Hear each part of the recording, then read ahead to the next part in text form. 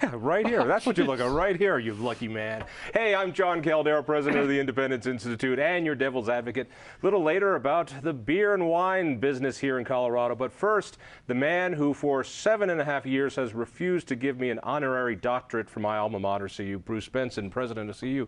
Thanks for being here. Well, actually, I'm surprised we gave you a degree. Yeah, I'm surprised I got a degree. Maybe we'll take it back. Yeah, you've been president for 7 years. It took me 7 years to get that undergraduate degree. I'm surprised you made it that quick. Anyway, I'm delighted to be here, John. Hey, I wanted to talk to you. I saw an editorial you wrote for the Wall Street Journal, and it really knocked my socks off because it didn't sound like it came from a university president. It sounded like it came from a businessman. And there was this line there that said, as a businessman, I learned when money is short, that's when innovation happens. Something to that effect. And you went through what you've done and what CU has done over the last 7 years, and it's really pretty amazing. Let me start with this. You've been there for 7 years. 7.5. 7.5 years, longer than anyone in that position for 60 years. Right. To me, that tells me there's a culture of superintendents in public schools and city managers that every 3 years they go to someplace new, they get a pay raise, and they go to someplace new, and they're never really invested in that one place. And it's amazing that you've been here for longer than anybody else in 60 years. Yeah. Well, but you think about it. See, when I took the job, I wouldn't take any. We get offers all the time. Will you come to such and such and be president of? And we just got one the other day. I told Wynn, well, we're going to have to move to Delaware. And she said, why? I said, well, we take this job, we got to go. She said, oh, I throw those away when they come in. But the point is, we only took it because it's our alma mater, it's our state, and it's very, very important for our state. That's the only reason we're here. So that's the reason. But then when I hire, and we've changed out so many of our administrators in this place, about 90% of them have come up through the ranks. Because I believe in that, because if you come up through the ranks, first of all, you check the guy all the way up for the last 10 years or 20 or whatever it's been, and he's made it all those steps, the chance of being successful is very, very high. So this has worked out well. But the other thing that's really important, it says to everybody in the organization, you can move up. They aren't going to find somebody in New York or Chicago or LA or something and to come in there and take all these jobs. So this is important, and that's how we build really strong loyalties within the university. Let me ask you the personal question, though. You could be doing anything at this point in your life. You built an incredible business, and you give back the money you make back to the university. So this you're doing for free, which you know, that just goes against everything I believe in. You need to keep that money. But what in the world? But you're too greedy. I'm too greedy. Well, give me the damn honorary doctorate. I deserve that somewhere. After 20 years of tuition payments. Why? Why do this? Out of all the other things you could be doing, all the other organizations you could run if you wanted to do that, or just hang out on an island somewhere. Why? What would you do? I'd hang out on an island. You would, well, no, you wouldn't. You get very, very bored. I've seen movies where people go to hang out on an island. They last about 3 days and say, I've had enough. I got to get back to something. But why higher ed? Well, look believe it or not, the guy that started me was Jerry Wartko, and said, I have to come down to the Auraria and help him start a foundation. I didn't know what Auraria was, so I did that. We built that thing and ran it for a long time. Actually, we shut it down here about 2 weeks ago. And I was down there for that because I was the first chairman, they told me. But I got started there, and then Dick Lamb approached me to go on the Commission on Higher Education and asked me, what do I know about higher education? I said, well, I went to CU, and I took night courses at Mines when I was at graduate school, and oh yeah, and there's CSU and whatever, named 4 or 5 schools. And I said, well, that's it. He said, why do people think you know this? I said, I understand you've got one hell of a mess, and I understand messes. And that was the end of the conversation. Next thing I knew, I was on the commission, and I chaired it for several years. Most presidents do one thing, which is beg for money and complain that we don't have enough, we don't have enough, we don't have enough. You've taken a very different tact. You've made substantial changes at CU, not in taking over classes, not in how classes are taught, but the way the business is run. What have you done? That's too long a list. All I mean, when the Wall Street Journal editorial we talked about, there's 12 pages of backup of all the things we've done. Talk to me about the foundation. Every university has a foundation that asks alumni, give me money so we can build more stuff. Well, we haven't stopped asking for money. Let's be clear about that. But what we said is we need to have people with accountability raising the money and all the way through the foundation. So we did a big study and found out there wasn't much accountability. We said we're going to move these people. So on July 1st, 2 years ago, I said we're going to move all the fundraisers, 145 of them, over to the university. And then they came and said, well, we're going to have to give retention bonuses. I said, how much? Well, $600,000-$700,000. And I said, well, we'll move all those guys over on August 1st then. So that's what we did. And now the foundation still does have about 20 employees, but all the fundraising is by us. Now, I violated one of my major principles, and that's hiring from within, because there were no good, excellent, outstanding fundraisers. It's like one guy I hired, and I didn't hire him, somebody else hired, but I interviewed him. I said, how much money did you raise last year? And he said, me? What do you mean? I said, well, how big a staff do you have? How much you raised? Well, 83 million. How much staff? Me. He has an international reputation. Those are the kind of people we're hiring. And you bring in people like that, and then it starts catching. So the last 2 years of turmoil, we increased each year 20% in our donations. We're now at 375. So I said, well, that's good, 20%. I guess we'll be at 450 next year, right, guys? Let's get going.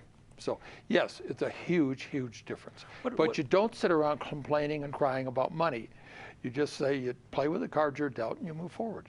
What'd you do with administration? Because same thing in K through 12. Over the years, administration continues to rise more and more and more. We have more people running the schools sometimes than we have actually in the classroom. We've gone through and analyzed everything over the last 8 or 10 years. I've got charts on all this kind of stuff. The amount of administrators per student is absolutely flat. We have not done that. We have cut things back. We have fired people. We have gotten rid of people that weren't doing their jobs. So we have a very much lean, mean administration. At times I worry it's a little bit too lean and mean, because you can make mistakes. You don't want to make a mistake on a $5 million federal grant, because you make a mistake on that, you could be in really a big problem. So you got to worry about all those things. You got to make sure to do all your work right. But so that's what we do. We're going to continue to clean out and make it efficient and bring in people that are collaborators, because when I started, we did not have collaborators. We had one chancellor that refused the grant because he had to share it with another chancellor. And that chancellor chewed out his head of research because he said we should collaborate with that other campus. Well, both wrong. Now, guys, we're going to collaborate. We're going to work together. We had a tenure case where the department voted overwhelmingly no, and the administration, everybody above, voted yes. So I looked into it. She wanted to do interdisciplinary work, cross party lines, so to speak. Well, that's what we want. So we gave her the tenure. And let me talk about cross-party lines. You ran for governor as a Republican. You were the head of the Republican Party here in Colorado for a lot of years. You've given to a lot of conservative causes over the years. I helped start this place with John Andrews. You helped start the Independence Institute 30 years ago, back when a respectable guy was running it. Well, that would be correct. That would be all. That would be correct. And you gave that up. There was a ton of worry. I mean, I saw the academic staff, the faculty, the tenured faculty at my alma mater. They went nuts, the idea that you were going to be the president there. And I'm thinking, this is a terrible thing. And here's what I thought. One, we're losing the only real fundraiser Republicans have, because I've never seen a guy shake down other people for money better than you have for politics. And number two, he's not going to be able to touch politics anymore. And for the last 7.5 years, you have not. I haven't seen you give to events. I haven't seen you fundraise for a candidate. I haven't seen you weigh in on these things. And they were completely wrong. And instead, they've won. We've lost. Well, the faculty I'm going up to talk to this afternoon is Boulder. They voted originally 40-4 against me. I went up there and I had a really good conversation with them a month after I started. Went around the room, talked to each individually, talked about what we're going to do, how we're drive forward, what we're going to get done. I got an email the next day. Almost everybody's happy. You just have to let people know you're not out to slaughter them. You're not out to assassinate. You're out to try and make it a better place. And you want accountability throughout the place. And I think they get that. And you'll see in that article where we've got faculty who are teaching more than they have to teach. Now, I didn't tell them. That doesn't work. So you let it bubble up. And I was in a faculty meeting up there one day, and somebody said, well, you know, we got these budget problems. Maybe we should teach more. And it's called teacher productivity, that if You got it. If professors are teaching 3 classes a semester and you can get them to teach 4, you have just solved our problems. You solved the problems. I agree with you. Give me some numbers of what do you consider the biggest successes over the last 7 years for CU? Where have we found the most in savings or the most in change? Oh, and savings is different. I guess personnel that we've moved out. But I think that's not the important thing. What is the important thing? The important thing is the culture and how you get people to collaborate and work together. And we're not there yet. I can tell you on one of our campuses, we had 3 or 4 different entities, and they were all like this all the time. All those people are different now, and now they work together. They want a joint fundraise, they want a joint market, and do all these other things. So it's a collaboration is a big deal. The culture of an institution is a huge deal. You know, Phil Anschutz and I have these discussions every so often because I've merged companies together, and he's certainly done a lot more than I have.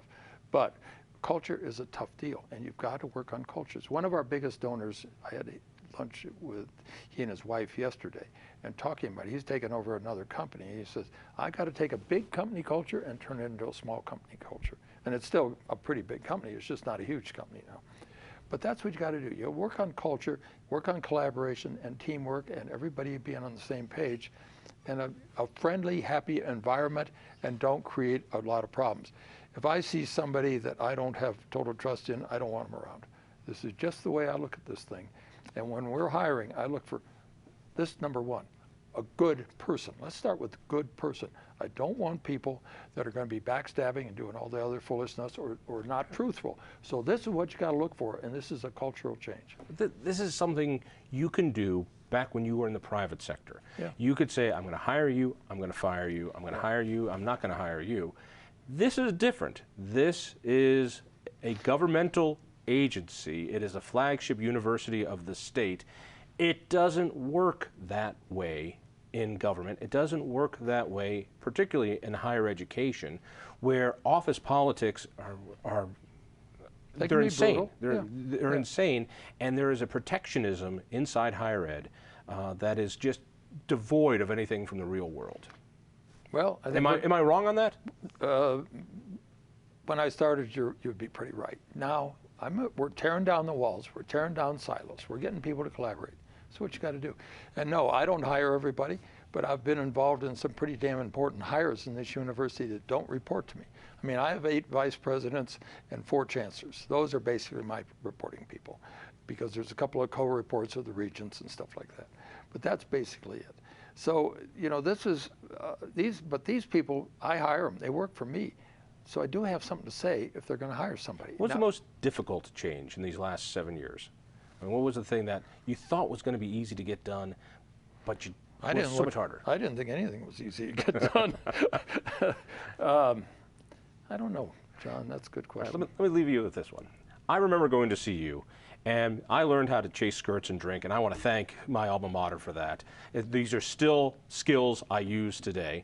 I'm sure. But what would you do to convince a responsible person? Why would they choose the University of Colorado out of this entire world of higher education? Well, let's go back to something else, because you kind of are hitting on it right there, and that's your reputation.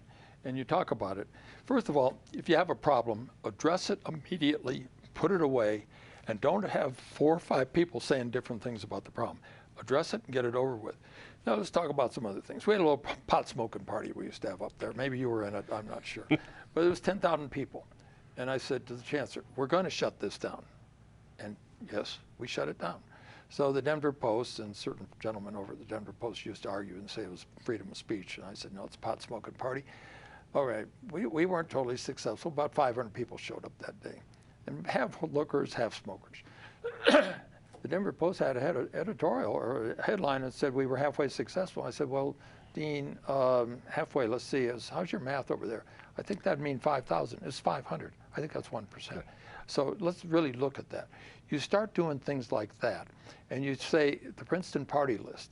I tried to take on Princeton and this is Princeton, not university. This is the publisher. Princeton magazine would give my alma mater the #1 party school a few years ago. I know we're not on that list anymore.